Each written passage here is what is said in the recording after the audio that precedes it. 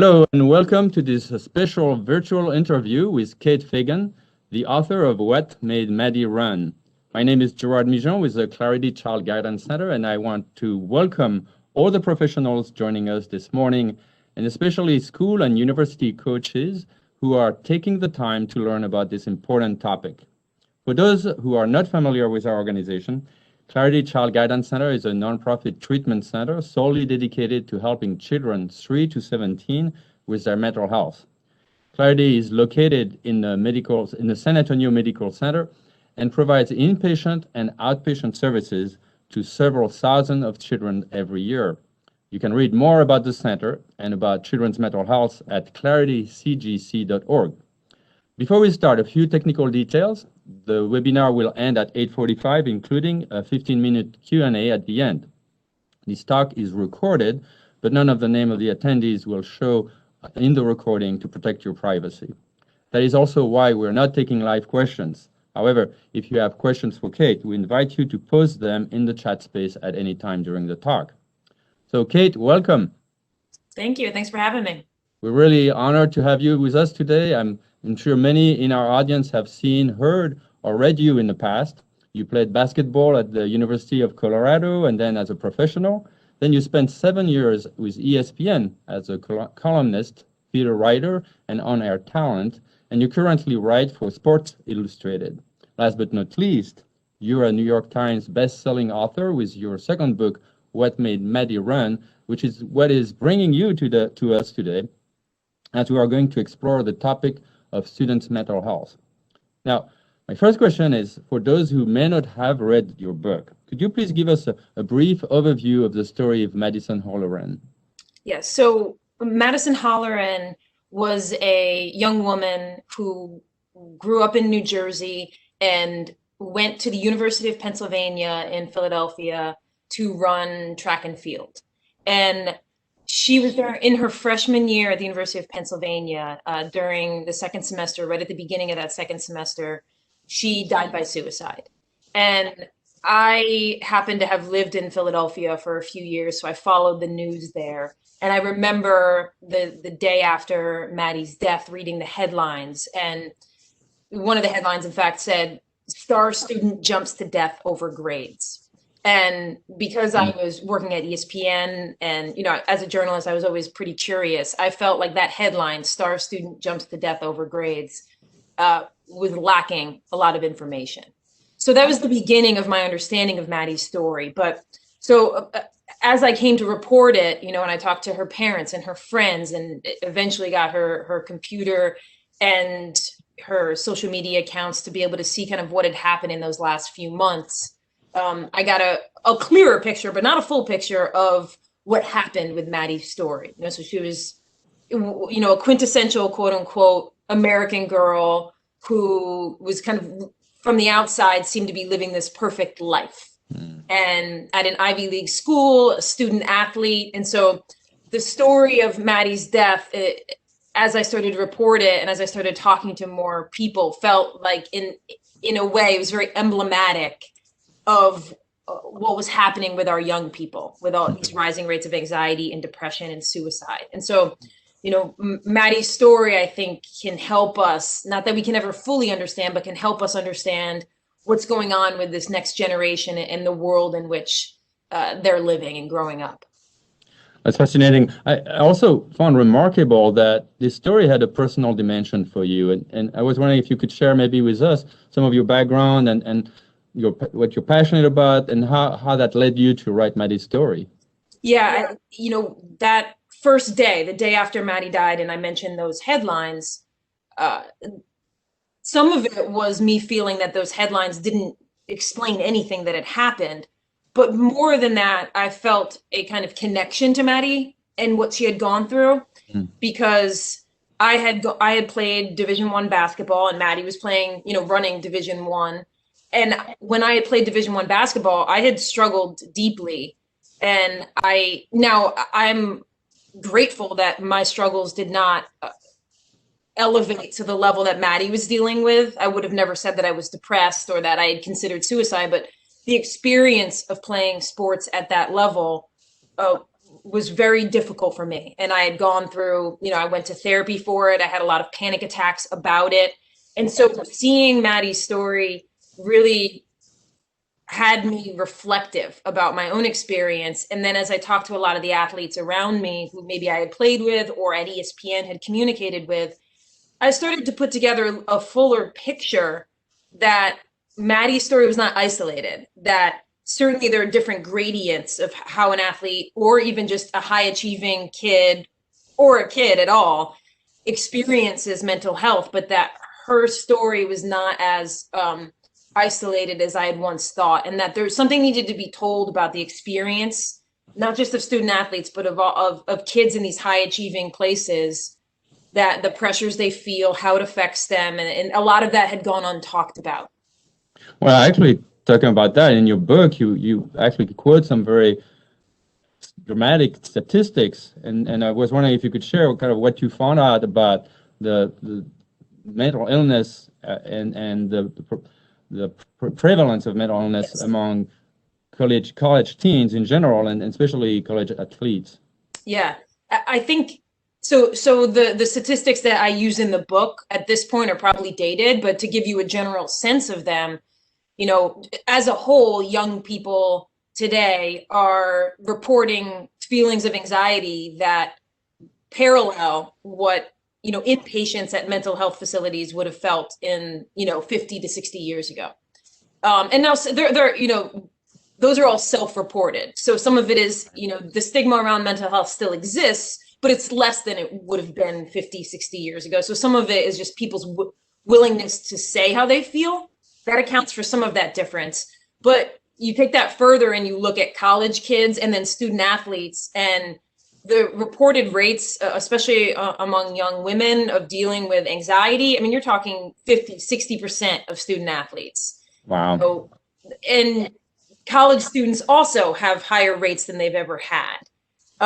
So as I started to look at the data, you have to be careful about not making it seem like it's so dramatic and we're in this epidemic, because Right. you want to get across the information so that the people who are in the lives of young people can be aware of it without sparking any sort of dramatic, Right.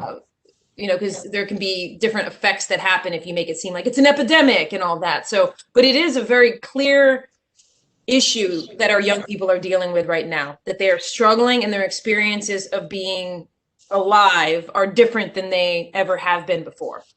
And you had the layer of COVID to that. Yeah. Which has really made things even worse. Yep. Absolutely. Now, what I really found very helpful in your book, and actually really fascinating, is how you explore the inner workings of the mind of people like Maddie, who enter in a phase of deep depression that could even lead them to suicide. I mean, you really took the time to explore that, and even one passage you describe how you yourself hit the wall at some point in your college career. Can you help us understand that a little bit, what it's like? Yeah, I think that what I found really interesting about Maddie's story, and then it paralleled my own, was what from the outside looks like someone falling out of love with their sport. And I know we have obviously a lot of coaches and people that work with athletes who hopefully are joining us today. And rather than just speak about this top level, like falling out of love with your sport, I wanted to share a couple different ideas that came up in the reporting of the book. And then especially in the last 3 years of like talking to thousands of high school athletes, high school kids, college athletes within these athletic departments. And I think what really has really struck me about sports is that I would say that nothing in the U.S. society, or very little, is more valued than sports, and especially at the youth level. If you are a child and you get into sports for whatever reason, you want to do it, your parents, sign you up. The amount of feedback that you get if you're good at sports from a very young age, the praise you get from parents, from peers, from teachers, it's unlike anything in any other endeavor. And a lot of our kids that I would talk to, even at the high school level, they had started moving forward on this path in sports, whether it's travel teams, 24/7, 5 days a week practices. They had gotten on this path because of the praise and the validation. Right. And many of them didn't necessarily know if they loved the sport. Like that was never a discussion. And because you're so young, you don't know what you love yet. So you're not sure everything that you love. But sports became this very unique path for so many of our kids that once you get on it, it's hard to get off it for lots of reasons. Also because quitting a sport is seen as a weakness and a failure, no matter when you do it. You know, you have to say like, oh, I quit the team in high school, or I quit the team in college, or I quit the team in summer, whatever it is. And that was a struggle for kids. So when I looked at Maddie, it was not just, okay, well, here's someone who's struggling at the college level in running. It was like, what cultural effects have so many of our athletes feeling like they're trapped in this sport sometimes? And again, this is not every athlete, right? Some of them love it. Some of them are passionate about it. It can be an amazing experience. But one thing we don't talk enough about is how kids get into a sport and then we don't even check in with them along the way about what value they're getting from it. And that led to, in terms of thinking of Maddie, it led to this inner conflict, right? To where she felt stuck. But how from there does someone move to this despair situation? Yeah.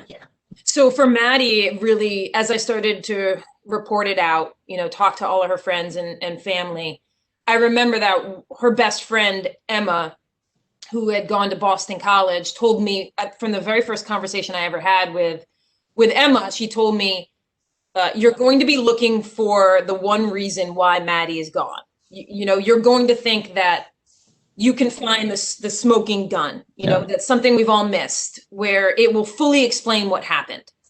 That, maybe we missed drug addiction that nobody had seen, and that would explain it. Or maybe maybe we missed a sexual assault, and then then you could say, okay, no confusion about why this happened anymore. It was this reason. And I think we have a tendency as humans to want to find the one thing, because then I can go tell you, okay, well, Maddie was in this dark place because of this catalyst. And so I start the answer to that question because I did think I could find the one reason. I did think as a journalist, I would be able to find the missing piece that her friends and family hadn't seen. And I finally came around to the idea that, like, with Maddie, it was just a lot of variables that were in play at the same time. It was almost like this confluence of bad luck, right? That not just did she decide to do a sport in college in running that was an individual sport, which isolated her in some ways, rather than soccer, a team sport. She decided to go to a school that was in an urban area that maybe didn't fit her, rather than Lehigh that she had been considering, that was a little bit more rural, right? That might have blended with her personality more. So it's like I can line up all of these issues, and then cultural issues, and then social media, and then of course mental health. Being that big key. So when you say, like, how do you go from struggling with your sport and feeling like you're not good enough and that it's taxing you and that you're having all of this anxiety over it, to the outcome where Maddie takes her own life, I mean, you have to add in so many other variables, right? And for her, it was a genetic, what her parents would say, a genetic issue, that depression runs in her family. Right. And Maddie kind of being blindsided, not knowing this ran in her family, and feeling like, any of us who have felt depression before, it's hard to feel that you will ever feel anything else. Right. There's almost that switch, right? She gets to a point, and other people, where it's like this voice, she cannot stop that voice. Yep. That is just bringing her down. And I'm thinking of that wall. Is almost like a time in that progression that where she's gone almost. I mean, it's not like hopeless, but she's gone somewhere where it's hard to bring her back.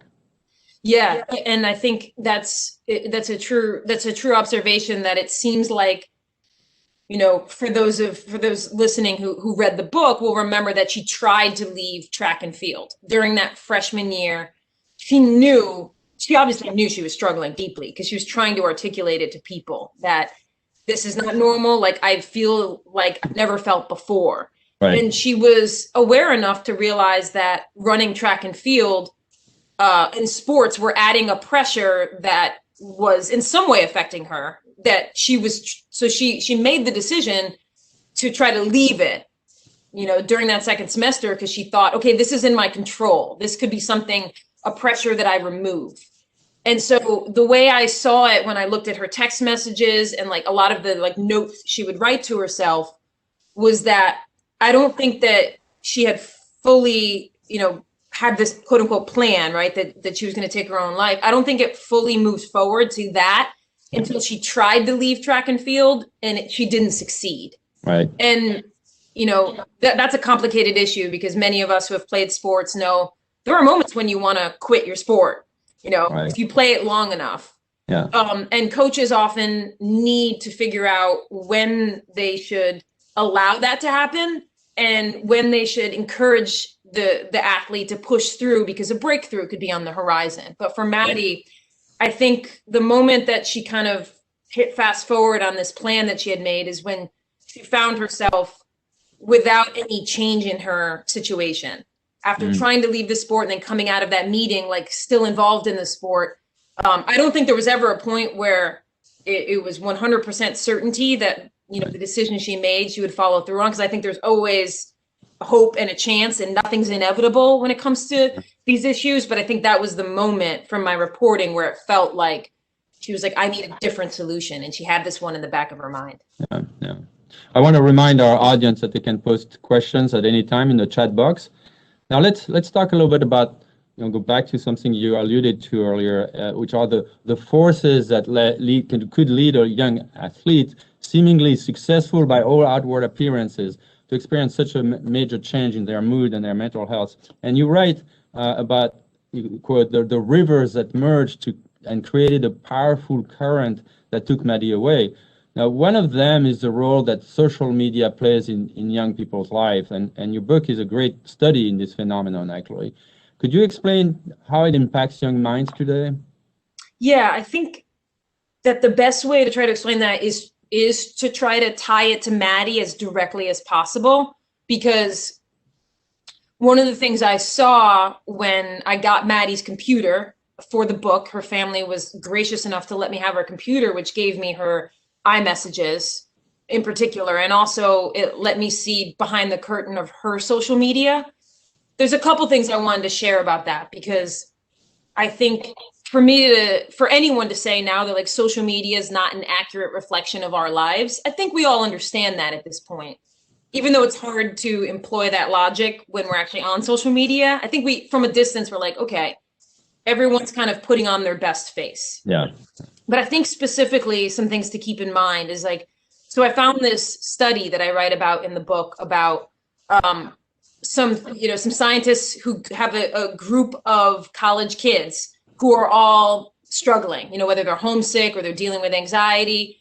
And so they take this group and they cut them in half, and they put them into two separate groups. And one of the groups struggling, right, whatever it is, all of them are struggling. They allow that group, everyone in it, to call and hear the voice of a loved one and to talk through whatever's happening, mom, dad, whoever it is. And they monitor the reaction in the bodies of these kids. And what they notice is that all measures of soothing take place when these kids hear the voice of a loved one. So anxiety decreases, pulse rate, all of that. And then the other group, also struggling, they allow them to only digitally connect with a mom, a dad, a loved one. Same person in their life, but they're only allowed to text message about it. And when they monitored the reaction in these kids, it was as if they had not communicated at all. And so I think this is, in some ways it's common sense, but in another ways, like in 2021, we need the reinforcement of common sense, because I think many of us by default communicate digitally now. And I totally understand that. It's just as long as we have in our mind that the effect we think we're getting from this communication, we're not actually getting. Because I looked at Maddie and it's like she was not isolating herself. She was reaching out, letting people know she was struggling at Penn. It wasn't what she expected. Like running was harder than she thought. You know, she was dealing with a lot. It's just that most of that communication happened digitally. And the way I see it is like, I'm sure Maddie thought that she was trying to connect and she assumed there was benefit to that, a soothing, but none of that was happening. So there's like that small piece of social media. But then there's also one that I think is really important to point out. And I write a little bit about it in the book. And it's something called divisions of self. Mm-hmm. And this I find really interesting because I think we all are dealing with it. Anyone who's spending a lot of time on social media, and that is this idea that throughout human history, most of us have had to deal with like two versions of who we are. It's like who you are inside your mind and in private, and then who you are as you're socialized when you're around your friends and family. And that the only people until the last 25 years who had to deal with like not the only, but the main people who had to deal with a third division of who they are were like our celebrities, you know, big movie stars, big athletes, anyone with a huge following. And then they had to deal with who they are in private, who they are around their friends and family. And then this third division, which is who they are as a public performance and who they are for mass consumption. And so many, you know, scientists, sociologists are studying now how all of us, especially our kids, whether they have 82 followers on TikTok or Instagram or whatever it is, or 80 million, the effects on who they are very similar, which is they're engaging in a public performance. Mm-hmm. They're doing a performance for mass consumption. And I tie this to Maddie because one of the things that I saw for her, it was on Instagram, was that the final picture she posted on her Instagram, this was the same night that she died, was a picture of Rittenhouse Square in Philadelphia. And it was a park. And it was like this beautiful shimmery photo of like the lights, the holiday lights still up, and a park bench. And she died about 2 hours later. And when I got her photo editing app, I could see that she took that picture 7 different times and then went through a lot of iterations of editing. And so it kind of blindsides you because you realize that in this moment where Maddie is struggling in a way that she's never felt before, she is more concerned with how this picture will be received as a kind of performance. And so if you take that idea and then you project it onto our kids now, like what are they valuing most? How is it affecting them that what they're saying on social, what they're posting on social is like, this is paramount, and it's more important than their own self and their own mental health and all of that. So I wish I could say right now, like, here are the direct effects of that. I don't think we know yet, but I think it's something that anyone who's around kids needs to keep in mind, that like something is happening with our sense of self and our validation that we have to really, really keep an eye on. So that was very long-winded, but I think that those technology pieces are like crucial to kind of understanding what happened with Maddie, these small pieces of what happened with Maddie, and also how we can look at the kids in our lives and have compassion and empathy and like try to understand what it's like to grow up in 2021. Yeah, no, that's really interesting. Another force that was critical that you mentioned in the book is the culture of achievement and success that teens and young adults grow up in, and especially among those who are committed to sports. Now, how can this way of looking at the world, impact these young people, and also how can adults be blindsided by it? Yeah. So I think these ideas of achievement culture and box checking that our kids are dealing with, and what a lot of people who look at this issue call workism, which is almost like this idea that religion used to be the place in our society where we were like, that will provide value to you, your soul, and intrinsically. And now we've shifted to this story that working will fill your soul and that achievement will make you happy. Right. Rather than community and, you know, spirituality or whatever it was in previous generations. And that's not for every community and that's not everywhere. But as a whole in the US, I think we've shifted a little more toward telling our kids that like focus and determination and achievement of goals and getting into a good school and like having a career that fulfills you is the way to happiness. Right. And that was definitely the community Maddie grew up in, you know, the socioeconomic like community, like higher middle class outside of New York City, where a lot of most kids are going to college after high school and a lot of them are going to Ivy Leagues. Like that is the story that they believed growing up, was that achievement will equal happiness. And, you know, that's obviously those of us who are a little bit older recognize the flaw in this logic, or maybe some of us haven't yet. And that's why we're parenting and telling kids that like, this is the equation. That's definitely the equation that Maddie had in her mind. So I think there's that piece of it, this achievement culture. And so it's not just that when you realize that achievement doesn't make you happy, it's also that if you think you're failing, that you think that that means that you are a failure. And we can also go back even to like how few of our kids in certain communities aren't even allowed to fail until they get someplace where they're 19, 20, and then they fail for the first time and it kind of crushes them and they collapse like, you know, like cards, like a deck of cards, you know, it's just all hollow. So there's that issue with the workism and achievement culture. And then also, you know, just the environment on these college campuses that makes it hard for kids to be the first to speak up, that it's harder than they thought or that they're struggling. A lot of these cultures on these campuses are kind of like full speed ahead. Yeah. And you can feel isolated if you're someone who's struggling. And it's interesting. I mean, I'm thinking of Maddie and how she grew up in, solid family, a good nurturing environment, and seemingly balanced. But still, there is that. And I was wondering if actually, the social media culture and that reinforce that external, so there are, for parents to think about that. It's not just what they do. It's they're fighting a culture that maybe is very demanding on their kids. Yeah, incredibly demanding. And I think, a lot of times we'll look at our kids like Maddie who seem, we don't have to worry about them. Right. It's like they're always getting good grades. They're committed to their sports. They work hard. They seem happy. They're socially integrated.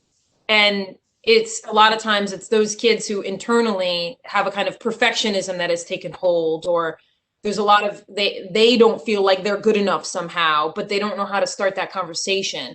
And so, I think including that group of kids into the conversation about who might be struggling in ways we don't know, rather than assuming that they're fine. Yeah. I think that's an important part of Maddie's story, because by all measures that anybody from the outside would have looked at Maddie, you would have said she was well-adjusted. Mm-hmm. And, living the dream life. And so it really asks the question of, well, if someone like Maddie is in a place where she's going to take her own life, like, what are we missing about what's happening in culture? Yeah. Now, let's talk a little bit about signs that can alert adults that a student may be at risk. In reading the story of Maddie, and show that they're not necessarily easy to recognize. That's the feeling I got. On one hand, her parents became very concerned and sought help, but at the same time, they were working with the head coach to try to find accommodations and help trying to figure out a way to solve the problem, possibly missing how critical our situation was. Yeah. What would you say coaches should be especially attentive to? I think that for coaches, the one thing that I learned from Maddie's story, and having been an athlete who tried to quit a sport, is that a lot of the coaches I've spoken with over the years, when a student athlete or an athlete comes to you and wants to leave a sport, a lot of the coaches I talk to have a default setting that says, my goal in this interaction is to not let them quit the sport. Mm-hmm. And this is very tricky for coaches. So it's not Right. like there's like a bullet point list of like, here's how you do this. Yeah. I think it's simply a shift in mindset where you say, okay, you know, every athlete who comes in, they're going to get stronger if they keep playing this sport. That's the default setting that I think coaches need to get away from, and hopefully many of them have shifted to that, because most coaches are like, I got to keep this kid in this sport because they'll get stronger and they'll like bust through the obstacle and they'll grow up to be, you know, someone who doesn't, you know, quit at first sign of struggle. And that is true for a lot of the athletes that might come into their office to try to leave a sport. But you got to really listen, because there will be athletes who are saying something different, you know, and again, I wish I could give you like the bullet point and say, this is when this, but it's not like that. It's more changing the mindset to be like, okay, if an athlete's coming in and they want to leave the sport, I'm open to the idea that could be best for them. Yeah. Because some athletes, like Maddie was trying to articulate, they're in a place that's not okay. Like I'm in discomfort that leads to growth. They're in a place of like below that's like depression that needs a changing of variables to shift and give them some hope that they can get through it. And that's a tricky place for a coach to be. But I think that just keeping open mind about what the outcome should be is like the best place to start. Yeah, I think what's interesting is that the coach and student relationship is very intimate in some ways, like very strong. They know each other because they have to, and so there's an opportunity for a coach to maybe see something if they're open to that possibility, and that's not, and it's almost like I think the reading the inner working of what was going on in Maddie's mind is really helpful, because that shows like she was not receptive. She couldn't receive any encouragement anymore to change, even to accommodate her schedule. Well, I think that's really a good point, because I think one thing for the coaches on here that I think is really important is that, you know, if you have your roster of athletes, that at most junctures, if you looked at the athlete, or if you were going down your roster and you're like, okay, so and so, who would they come to if they wanted to communicate that they were struggling? That there would always be someone, whether an assistant coach, trainer, head coach, that you could say that person is close with that person. Because where I see problems start is like with Maddie, when it came to running at Penn, she didn't have that person. Like, if, you know, like there was no one that she felt seen by as Madison Holleran, not Madison Holleran, the runner. And so there was not somebody she could have confided in or felt that she was a full person around. And so for coaches on here, you know, it's harder when you have track and field where it's like you have 20, 30 athletes. Yeah. But for like basketball teams, soccer teams, you know, all of those with rosters, just I challenge them to go down the roster and be like, if so-and-so was struggling, who would they talk to? And if your answer is, I don't know, they don't seem that connected to anyone here, that's always, you know, that person could be doing fine, but it's always something to note. That's really important. Yeah, I can hear that. Now, in the case of Maddie, there were attempts to provide her support. Her parent helped her get counseling, or head coach for the accommodations to her training.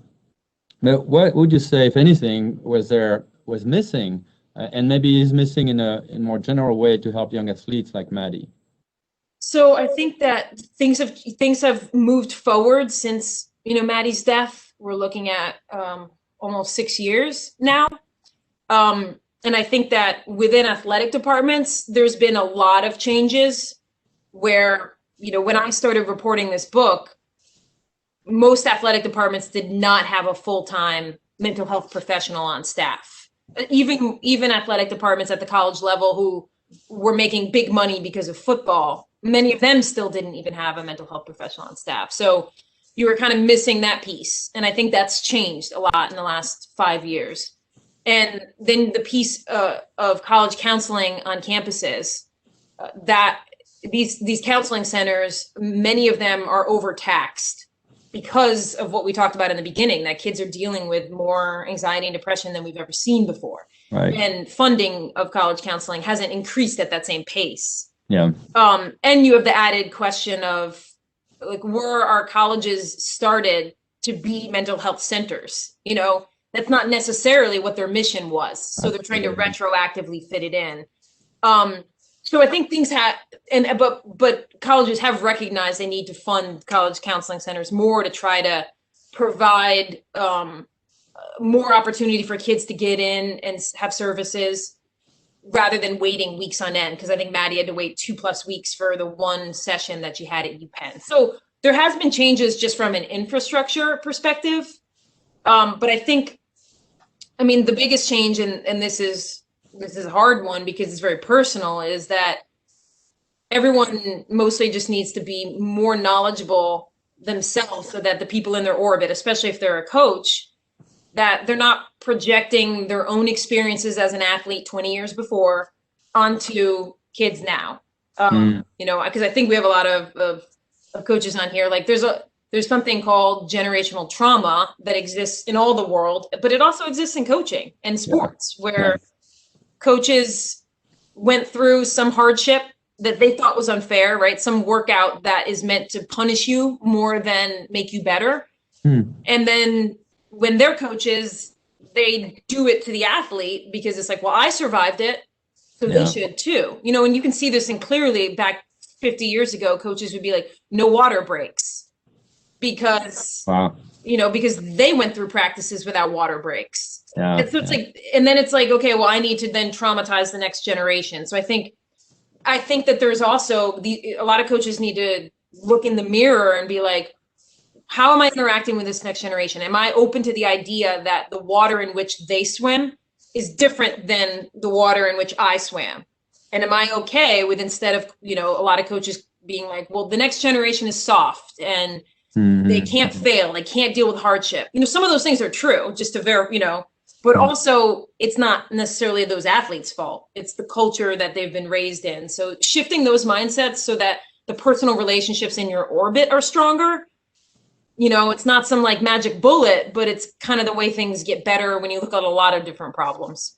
Well, I mean, and we talk about sport, you know, physical fitness, but mental fitness is such a big factor in actually playing a sport, right? Especially at the professional or college level. Yeah. You know, it's almost like, you know, that's a piece that could continue to be reinforced. And this is maybe an opportunity nowadays. Like, all right, we have possibly students that are more fragile, possibly that need more support, learn resilience in a different way. It's an opportunity maybe for the sport industry to think about that. Yeah.